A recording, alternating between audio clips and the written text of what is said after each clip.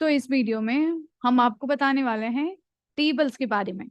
जब हम बात करते हैं, इससे पहले हमने कॉन्स्ट्रेंट्स और डेटा टाइप और बहुत सारी बातों के बारे में देखा था। जब हम बात करते हैं टेबल क्रिएट करने के बारे में, तो टेबल क्रिएट करने के लिए हम यूज करते हैं create command. Create command create command वो कमांड है जिसका हम जिसके हेल्प से हम नए टेबल्स, नए डेटाबेस ऑब्जेक्ट्स बना सकते हैं। सो क्रिएट कमांड सिर्फ डेटाबेस बनाने के लिए यूज नहीं होता। ऐसे बहुत सारे डेटाबेस के ऑब्जेक्ट्स क्रिएट कमांड के हेल्प से बनाए जाते हैं। So create command is use to create new database object. अब न्यू डेटाबेस ऑब्जेक्ट क्या क्या हो सकता है मैं आपको बताऊं। New database object like database database आपको बनाना है, क्रिएट कमांड यूज होगा। नया टेबल आपको बनाना है, क्रिएट कमांड यूज होगा। स्टोर्ड प्रोसीजर एक तरीके की फाइल होती है जिसमें पहले से क्वेरीज लिख के रखी जाती हैं और उन्हें टाइम टू टाइम कॉल करके यूज किया जाता है। स्टोर प्रोसीजर भी क्रिएट कमांड के हेल्प से बनाया जाता है। User defined function user defined functions ये सब PL/SQL का पार्ट है। यूजर डिफाइंड फंक्शंस भी डेटाबेस में क्रिएट कमांड के हेल्प से बनाए जाते हैं।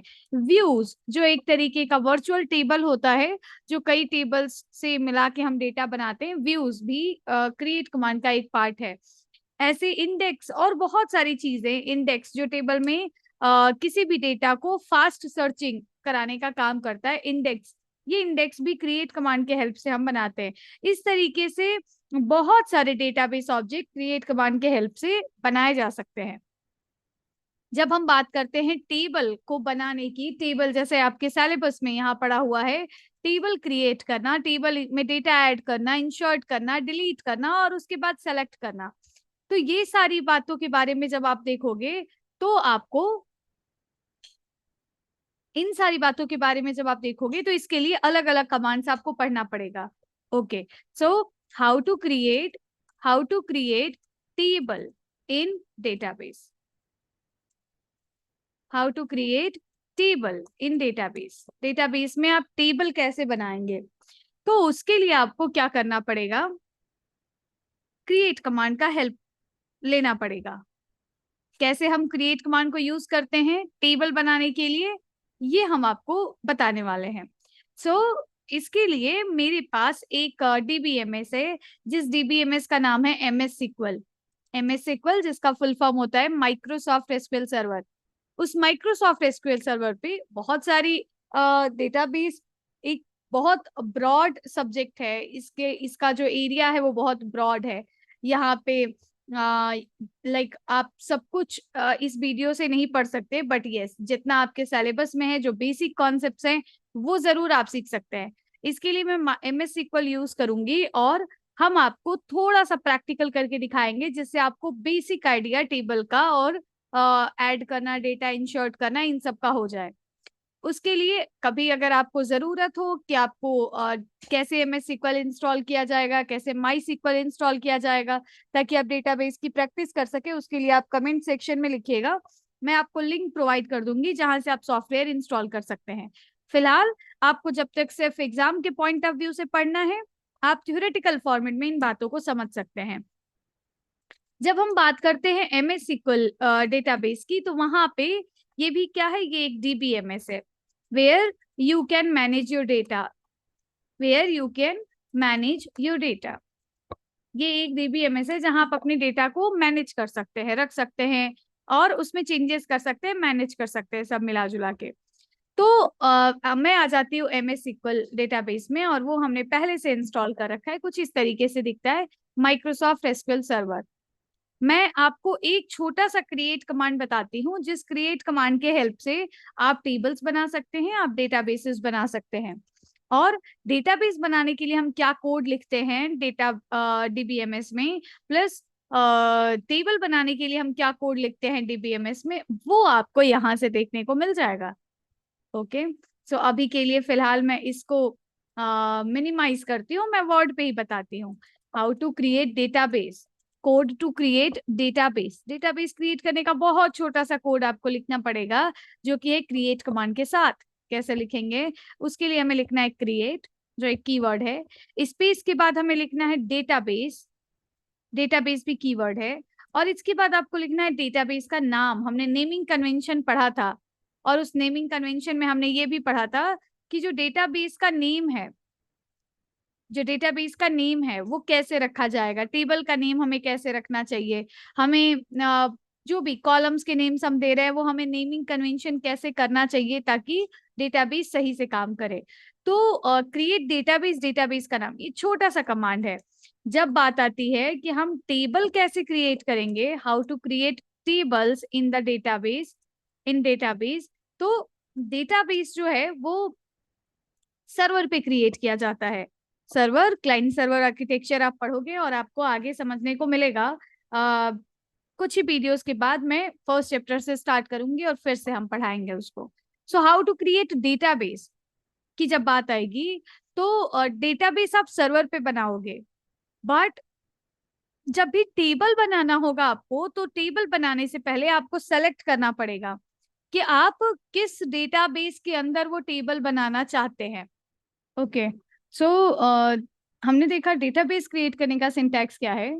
जब भी हमें टेबल्स क्रिएट करना है तो उसका सिंटैक्स क्या है। मैं एक छोटा सा यहाँ पे सिंटैक्स लिखने जा रही हूँ। क्रिएट टेबल, जैसे क्रिएट कमांड के बाद डेटाबेस क्रिएट करने के लिए हम डेटाबेस कीवर्ड का यूज करते हैं, क्रिएट कमांड के बाद टेबल क्रिएट करने के लिए हम टेबल कीवर्ड का यूज करते हैं, और उसके बाद लिखेंगे टेबल का नेम, सेम जैसे डेटाबेस में था। लेकिन यहाँ पे थोड़ा सा डिफरेंस आपको देखने को मिलेगा, और वो डिफरेंस ये है कि आपको यहाँ पे टेबल नेम के साथ साथ सारे कॉलम्स जितने उसके स्कीमा में बनने हैं प्लस सारे कॉलम का डिफिनीशन भी लिखना पड़ेगा। जैसे कि हम टेबल बना रहे हैं, हमने लिखा क्रिएट टेबल, टेबल नेम, ये हो गया हमारा टेबल का डिफिनीशन। लेकिन इसके साथ साथ हर एक कॉलम का डिफिनीशन, कॉलम नंबर 1 जो भी आपका कॉलम नेम है वो आप लिखोगे। उसके बाद मैंने पहले भी बताया था, हर कॉलम के साथ मिनिमम जो आपको डिफिनीशन लिखना पड़ेगा वो है कॉलम नेम और डेटा टाइप। चाहे भले ही आप कॉलम के साथ कोई और कॉन्स्टेंट लगाएं या ना लगाएं, मिनिमम डिफिनीशन जो है वो है कॉलम नेम और डेटा टाइप, जो कम से कम आपको इतना लिखना पड़ेगा। तो कॉलम नेम, डेटा टाइप, ऐसे कॉमा से सेपरेट करके हम बहुत सारे कॉलम नेम्स और डेटा टाइप लगा सकते हैं। अब बात आती है कि अगर हमें कॉलम पे कोई और भी कांस्टेंट, कोई और रूल्स रेगुलेशन अप्लाई करना है, not, null, check constant, default value और ऐसे बहुत सारी चीजें, तो उसके लिए मैं एक एग्जाम्पल से समझाती हूँ। Example, suppose we need to create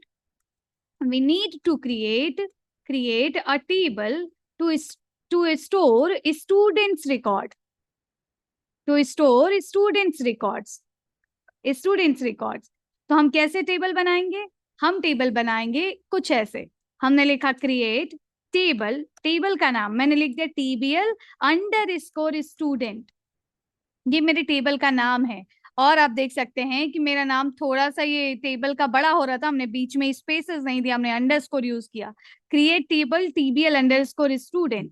और यहाँ पे हमने यूज किया, यहाँ पे हमें लगाना है अपने टेबल में जितने भी कॉलम्स बनाने हैं, वो कॉलम, हर कॉलम के साथ कॉलम का नाम, कॉलम का डेटा टाइप, कॉलम की साइज, अगर डेटा टाइप कोई साइज वाला है तो उसके साथ कॉन्स्टेंट्स आप प्राइमरी की लगा सकते हैं, चेक कॉन्स्टेंट लगा सकते हैं, डिफॉल्ट लगा सकते हैं, यूनिक की, फॉरेन की, whatever you want to use आप कर सकते हो। जैसे हर कॉलम, हर एक टेबल में सिर्फ एक प्राइमरी की होता है, अगर आप कई सारे कॉलम्स को मिला के प्राइमरी की तरह यूज करेंगे तो वो हो जाएगा कैंडिडेट की। इस तरीके से हमें इसको देखना है। अब हमने लिखा रोल नंबर, हमने देखा रोल नंबर किस टाइप का होगा, हमने लिखा इंटीजर टाइप का होगा। हमें इसमें कुछ और भी लगाना है, हाँ एक और कांस्टेंट लगाना है। जब तक ये कॉलम का पूरा डिफिनीशन कंप्लीट नहीं हो जाता हम कॉमा नहीं लगाएंगे। हमने लिखा इस कॉलम को हमें प्राइमरी की टाइप का बनाना है, हमने लिख दिया प्राइमरी स्पेस की।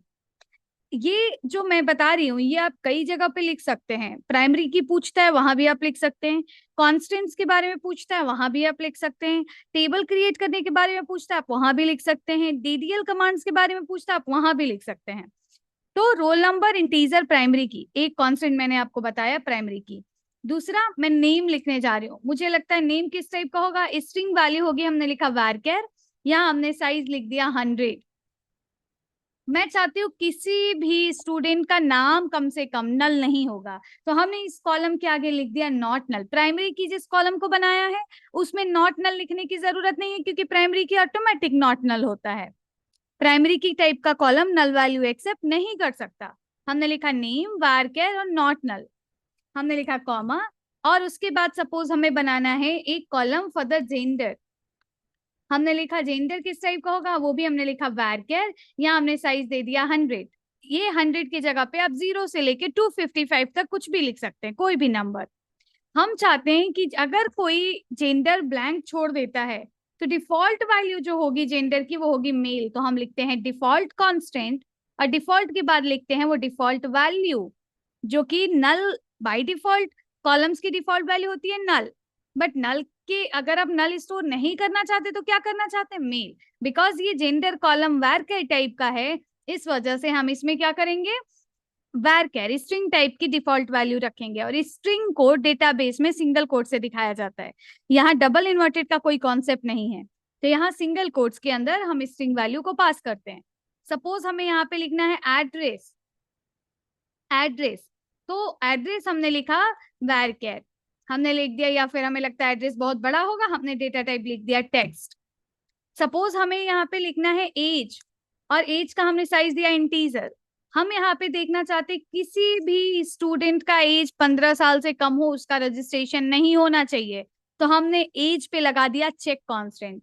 चेक कांस्टेंट लगाने के लिए हम लिखेंगे चेक, और चेक के बाद कंडीशन। मेरी कंडीशन ये है, age should be greater than और इक्वल्स टू 15।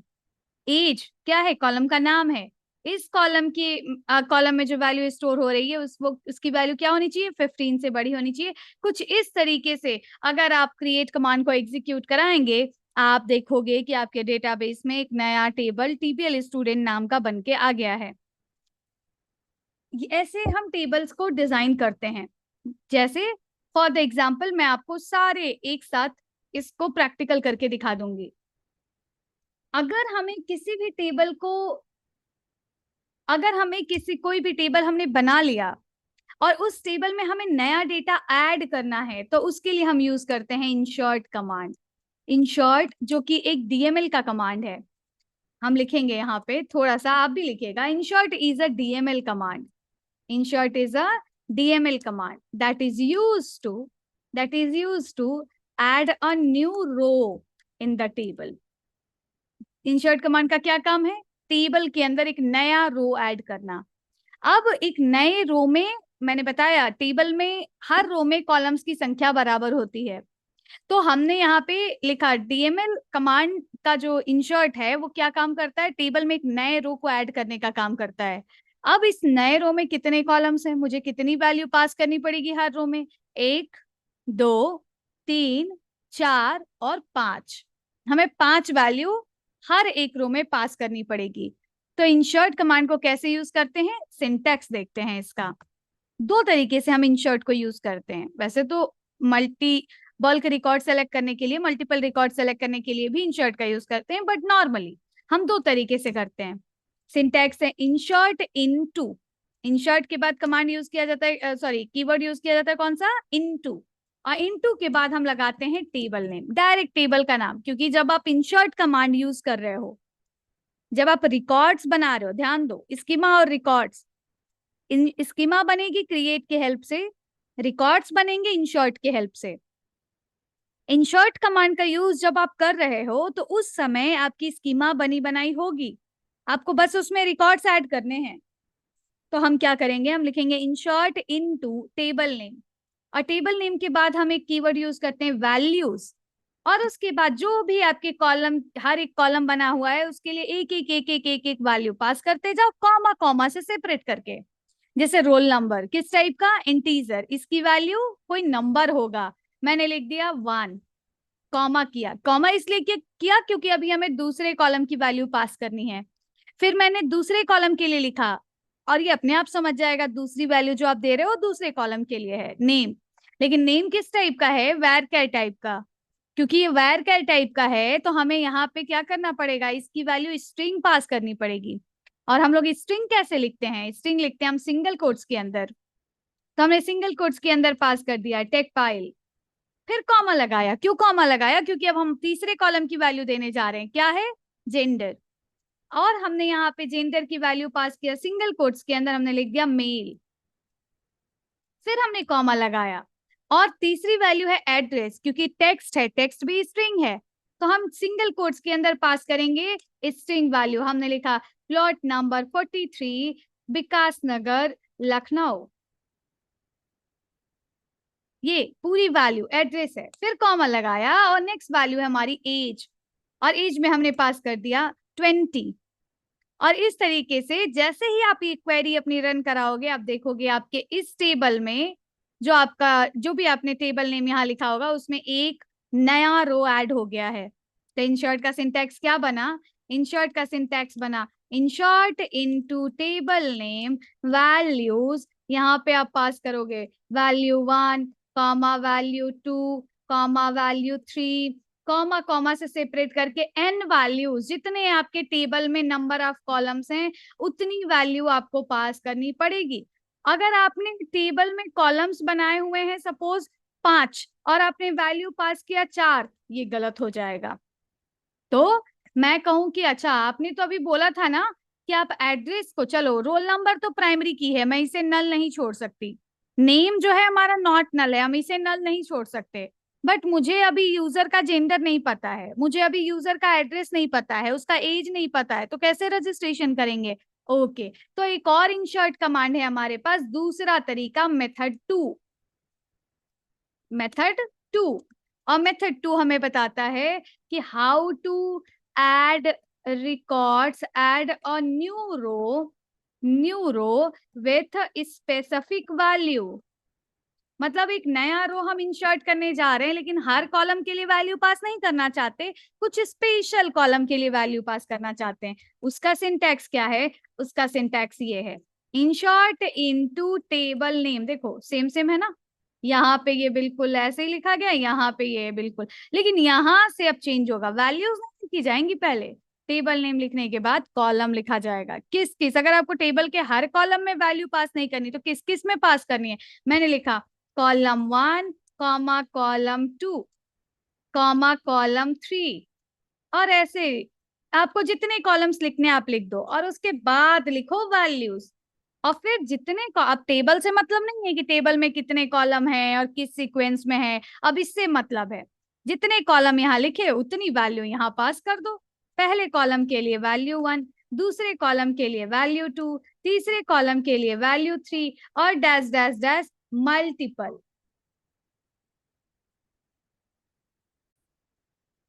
इस तरीके से हम यूज करते हैं इंसर्ट कमांड। इसका एक छोटा सा एग्जांपल बताते हैं। जैसे अभी मैंने बताया कि हम अगर रोल नंबर को खाली छोड़ देंगे ऐसा पॉसिबल नहीं है, नेम को खाली छोड़ दें ऐसा पॉसिबल नहीं, क्योंकि दोनों नॉट नल है। लेकिन जेंडर एड्रेस में पास नहीं करना चाहती, बस मैं एज पास करना चाहती हूँ, रोल नंबर और नेम इतना। तो मैं कैसे लिखूंगी वो वाला कमांड? ऐसे हमने लिखा insert into table name, table का नाम मैंने लिख दिया TBL स्टूडेंट। मैंने लिखा कॉलम, कौन कौन से कॉलम में वैल्यू पास करनी है? पहला कॉलम रोल नंबर, दूसरा कॉलम नेम, तीसरा कॉलम एज। फिर मैंने वैल्यू पास किया, और मैंने रोल नंबर पास किया 2, नेम हमने पास किया मिस्टर राहुल सोनी, तीसरी वैल्यू मैंने पास किया एज, और यहाँ मैंने पास कर दिया 30। और इस तरीके से हमारा एक इंसर्ट कमांड बनके तैयार हो गया। आप जब इसको वैल्यू जब इस कमांड को आप एग्जीक्यूट करोगे तो किस किस कॉलम में वैल्यू जाएगी? वैल्यू जाएगी रोल नंबर में क्या 2, नेम में क्या जाएगा मिस्टर राहुल सोनी, जेंडर में क्या जाएगा? जेंडर में डिफॉल्ट वैल्यू जाएगी जो कि आपने यहाँ सेट किया था स्टार्टिंग में मेल। एड्रेस में क्या जाएगा? नल, क्योंकि डिफॉल्ट वैल्यू क्या है? एड्रेस में कोई वैल्यू नहीं है, तो क्या चला जाएगा? नल बाय डिफॉल्ट। एज, एज में क्या जाएगा? एज आपने पास किया है, यहाँ पे क्या पास किया 30। और सॉरी इसको सिंगल कोट्स में लिखने की जरूरत नहीं है, बिकॉज ये इंटीजर है, नंबर्स को सिंगल कोट्स में नहीं लिखते, स्ट्रिंग को लिखते हैं, क्योंकि स्ट्रिंग में स्पेसेस आ सकते हैं। इस तरीके से हम टेबल बना सकते हैं और उस टेबल में नए नए रिकॉर्ड्स को स्टोर कर सकते हैं। अब हम आपको बताते हैं अपडेट कमांड। अपडेट कमांड का हम यूज क्यों करते हैं? अपडेट कमांड का हम यूज करते हैं किसी भी टेबल में पहले से प्रेजेंट रिकॉर्ड्स में कोई चेंजेस करने के लिए, हमारे पास एक टेबल है, उसमें कुछ रिकॉर्ड्स हैं, हमें उसमें कुछ चेंजेस करने हैं, तो हम कैसे करेंगे? अपडेट कमांड की हेल्प से। क्या चेंजेस? मुझे समझ नहीं आया। सपोज कि हमारे पास एक टेबल है और उस टेबल में कुछ रिकॉर्ड्स पड़े हुए हैं, कुछ ऐसी टेबल, और इस टेबल में हमारे पास 5 कॉलम है, roll number, name, gender, address और age. Roll number, name, gender, address और एज, और इसमें कुछ वैल्यूज पड़ी हुई हैं, roll number 1, roll number 2।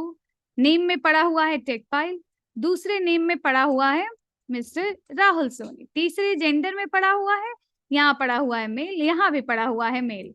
Address, address में हमने एक में एड्रेस स्टोर किया था, ये पूरा बड़ा सा एड्रेस, प्लॉट नंबर 43, दिस, ये पूरा एड्रेस पड़ा हुआ है, सॉरी, ये पूरा एड्रेस पड़ा हुआ है। और इस वाले एड्रेस में क्या पड़ा है? नल, क्योंकि हमने एड्रेस स्टोर नहीं किया था।